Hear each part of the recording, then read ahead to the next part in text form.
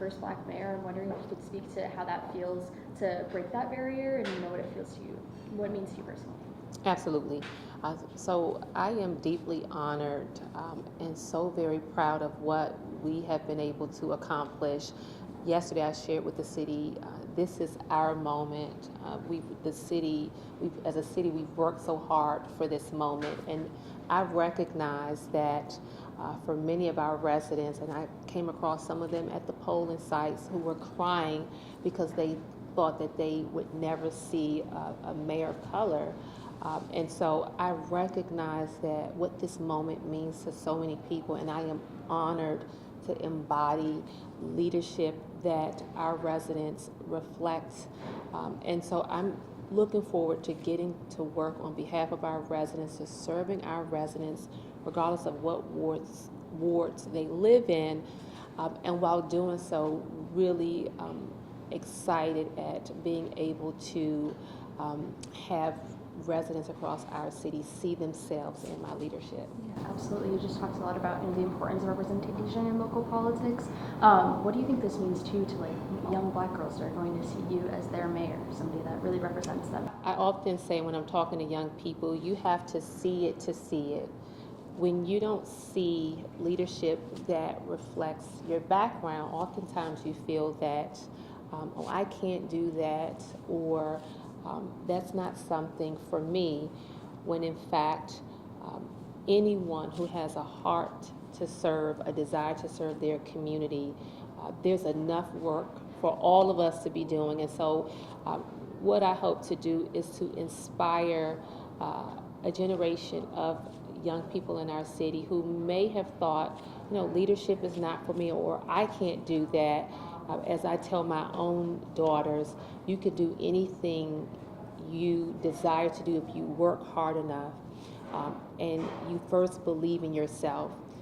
And so to all of those young girls out there, I am just honored to be able to inspire them and through action demonstrate that the sky is the limit. And, Albany faces very significant challenges, of course, including housing affordability, crime, and economic disparities, something that you talked about at length in your campaign. Could you talk about how you plan to tackle those very pressing issues in your first 100 days in office? So what I am really excited to launch today is our Activate Albany committee. We have a whole transition in place, and we've hit the ground running day one starting today.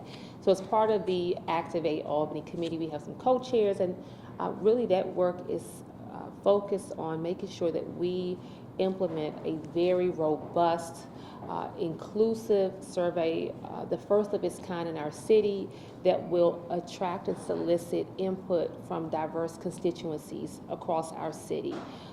I am really intentional, and my administration will be really intentional about ensuring that we are hearing from everyone. And those, the feedback that we receive will help to inform policy priorities that will serve as my North Star and compass on how I govern and address the issues that residents care most about, including some of our challenges around homelessness, public safety, substance use, even arts, culture, and entertainment, having affordable, stronger neighborhoods, investments in infrastructure.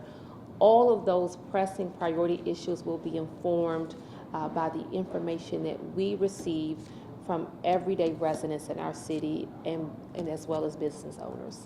What would you want the people of Albany to say about your time in office after it concludes? What are, your biggest hopes for changes in the community?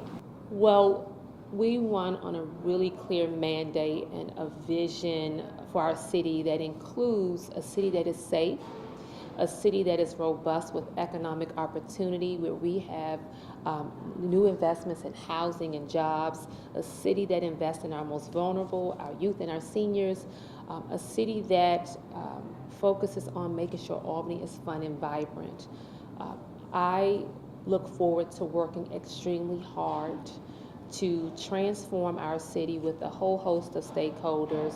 And so when it's all said and done, that collective vision that was formed by so many voices I see that vision coming to fruition. Absolutely. I just have one more question for you, Mayor. The government shutdown is affecting accessibility to critical resources for people nationwide, and especially in the capital region. I know other local lawmakers are working really diligently in New York to try and help this, but do you have any plans to address the food insecurity crisis kind of stemming from the SNAP benefit lapse that is affecting a lot of people in the community?